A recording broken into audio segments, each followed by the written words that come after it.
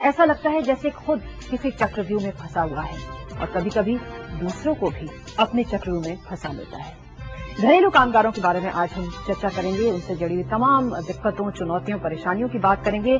हमारे इस खास कार्यक्रम में हमेशा की तरह हमारे खास मेहमान यहां बैठे हुए हैं, हमारी जनता जनार्दन बैठी हुई है और घरेलू कामकाज करने वाले जो हमारे साथ लोग हैं, महिलाएं हैं, वो भी बैठी हुई हैं। इनसे हम बात करेंगे, लेकिन आइए सबसे पहले घरेलू कामगारों की क्या कुछ स्थिति है इस पर एक नजर डालें। रात होने को आई।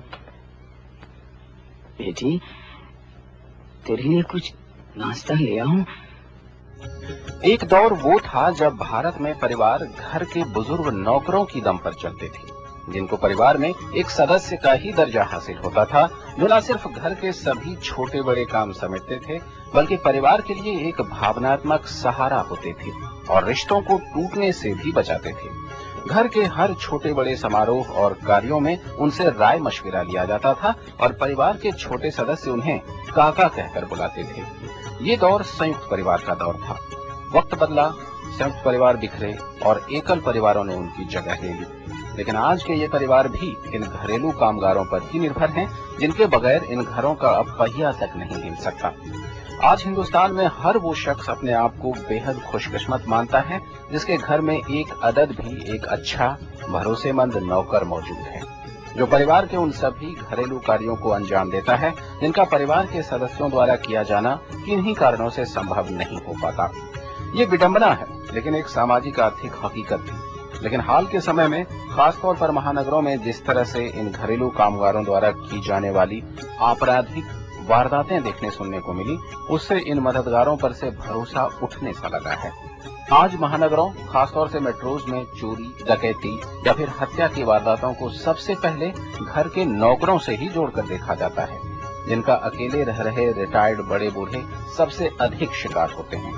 पिछले एक वर्ष के भीतर अकेले दिल्ली शहर में ही घरों में काम करने वालों द्वारा 6 हत्याएं, 3 डकैतियां और 300 से भी अधिक लूटपाट और चोरी की घटनाओं को अंजाम दिया जा चुका है। लेकिन इन सब बातों के अलावा घर के काम में हाथ बटाने वालों के लिए ललक इतनी अधिक है कि आम आदमी इसकी अनदेखी कर देता है और बगैर पुलिस सत्यापन के नौकर रख किसी बड़ी वारदात को न्योता दे देता है। पुलिस सत्यापन की प्रक्रिया जहां इन कामगारों को सशंकित और भयभीत करती है, वहीं उनके मालिकों को इनसे महरूम होने का डर भी पैदा करती है। लेकिन एक छोटी सी सहूलियत का खामियाजा कितना बड़ा हो सकता है, ये दुर्घटना के बाद ही मालूम पड़ता है।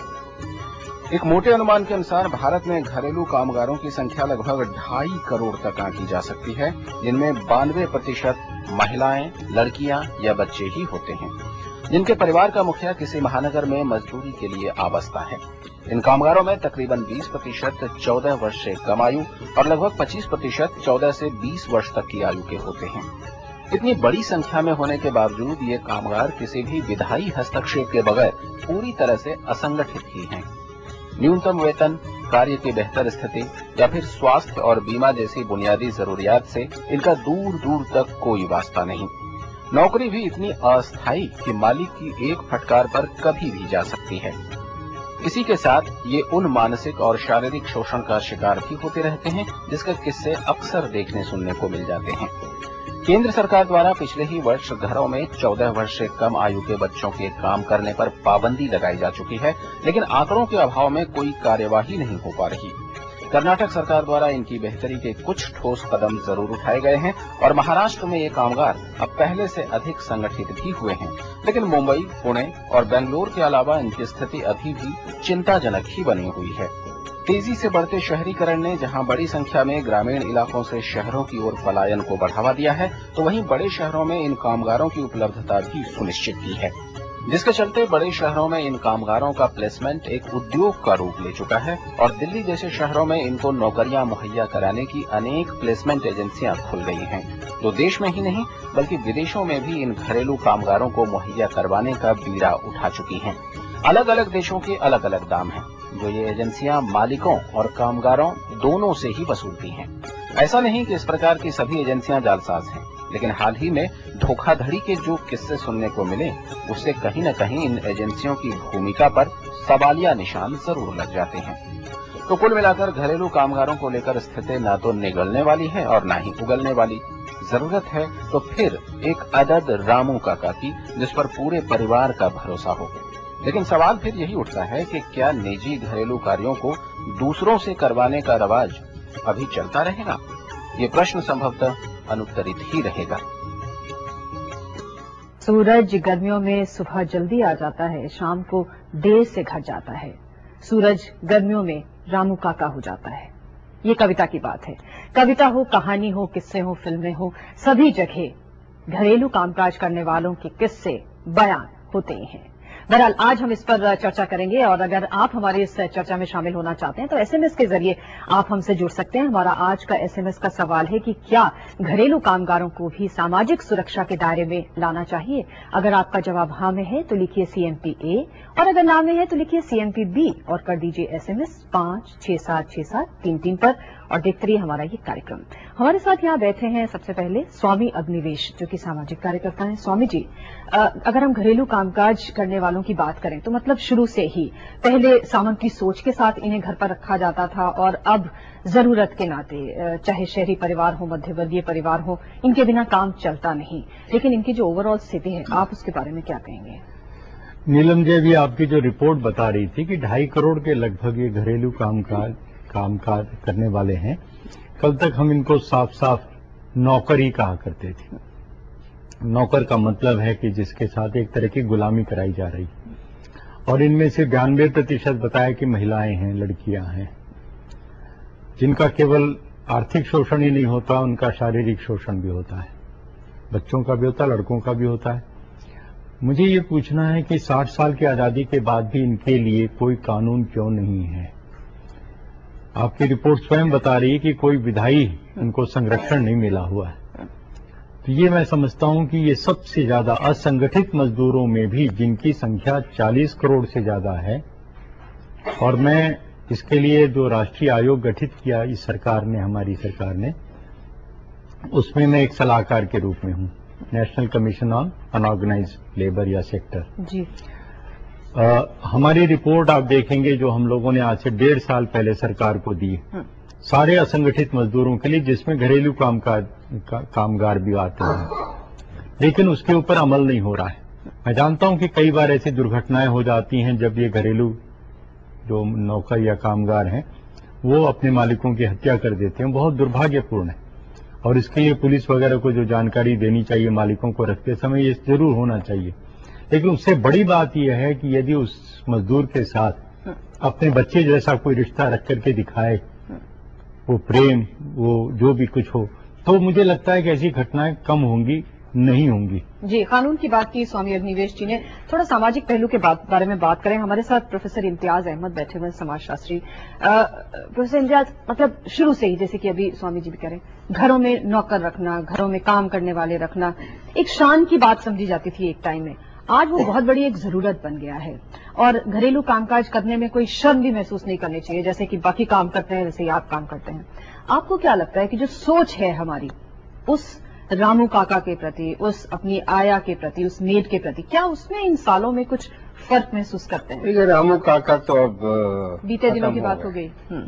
जी, अब तो जैसे जैसे कमर्शियलाइजेशन हमारे समाज का हुआ है,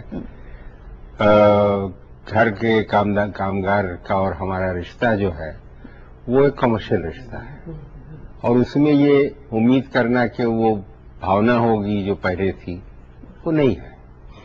अब प्रश्न यह है कि 2 प्रकार के हमारे यहाँ घरेलू कामगार हैं। एक वो जो दिन में 2 बार आते हैं, उनकी समस्याएं बिल्कुल भिन्न हैं, और एक वो जो हमारे साथ रहते हैं, यानी हम उनको घर में कोई न कोई जगह देते हैं, उनकी समस्याएं दूसरी हैं। तो पहले तो हमें ये देखना चाहिए कि उसमें भी कई कैटेगरीज हैं जिनकी समस्याएं अलग है और उनसे पैदा होने वाले खतरे भी अलग हैं। यानी है कि जो घर में सुबह और शाम आती है, बर्तन धोती है, पोछा करती है और चली जाती है, हो सकता है वो छोटी मोटी चोरी करती हो, शायद घर में सेल लगा देती हो, लेकिन जो हमारे साथ रहता है, जो हमारा कॉन्फिडेंस जीत लेता है, अगर उसमें या तो क्रिमिनल टेंडेंसीज हो या उसके पूरे वातावरण में उसके मन में एक लोभ आ जाए, तो जिस किस्म का क्राइम वो करता है वो बिल्कुल बेहतर है। मुझे ये हमेशा लगता है कि अब ये उम्मीद करना कि रामू काका फिर से जागेंगे, वो तो होने वाला नहीं है। तो हमें इस पूरी प्रक्रिया को संगठित बनाना चाहिए। आज की तारीख में कोई संगठन नहीं है, कोई ऑर्गेनाइज्ड यूनियन नहीं है इन वर्कर्स की। उसके लिए मैं समझता हूं कि एक तो ऑर्गेनाइजेशन होना चाहिए, वो नहीं है। और दूसरी बात ये कि सोचना ये चाहिए कि क्यों लोग आते हैं डोमेस्टिक हेल्प के लिए। इसलिए कि सोशल सिक्योरिटी नहीं है, उनको अपनी जीविका चलानी है, अपने घर वालों की जीविका चलानी है। उसके नाते वो शहर में आ जाते हैं और फिर शहर का जो उनके ऊपर प्रभाव है उससे बहुत से लोग पैदा होते हैं, जिसका एक्सप्रेशन हम कभी कभी मर्डर में देखते हैं, कभी कभी चोरी में। जी, मतलब आप बहुत बड़ी बात कर रहे हैं कि वो जो शहरों में आते हैं तो शहरों का बहुत बड़ा प्रभाव उनके ऊपर पड़ता है, जिसके चलते कि बहुत सारे क्राइम्स होते हैं। जी, हमारे साथ यहाँ प्रोफेसर इंद्रानी गुप्ता बैठी हुई हैं, जो कि अर्थशास्त्री हैं और इंस्टीट्यूट ऑफ इकोनॉमिक ग्रोथ से आती हैं और इनफॉर्मल सेक्टर की आप एक्सपर्ट हैं। आप मुझे बताइए, ये जो इतना बड़ा सेक्टर है जिसमें इतने करोड़ों लोग हैं, जिनको हम घरेलू कामकाज करने वाले लोग, घरेलू कामगार कहते हैं, इतनी बड़ी कैटेगरी है, ये आज तक मतलब अर्थशास्त्रियों की नजर से भी हटी हुई है, हमारे जो नीति निर्माता हैं उनकी दृष्टि से भी हटी हुई है कि इनके लिए क्या किया जाए, उसके लिए कोई कुछ समझ में नहीं आता कि आखिर ये कहाँ जाए। सही कहा आपने, बहुत दिन से एक्चुअली रिसर्च तो चल ही रहा है, ऐसा नहीं है कि उनके नजर से हटा हुआ है ये इशू, पर कुछ हुआ नहीं है। क्योंकि जब तक रूरल अर्बन माइग्रेशन रहेगा, पिछड़ापन रहेगा, अंडर डेवलपमेंट रहेगा, ये प्रॉब्लम तो हमारे साथ चलेगी। और दोनों तरफ से हमें इसको टैकल करना है। एक तो है कि ऑर्गेनाइजेशन बनानी है, पर ये तो उनके ऊपर ओनस हुआ ना, जो कि संगठन नहीं बना पा रहे हैं। पर दूसरी तरफ से अगर देखें, जो एम्प्लॉयर्स हैं उनके ऊपर भी उतनी ही सख्ती बरतनी चाहिए जितना एम्प्लॉयज के ऊपर है।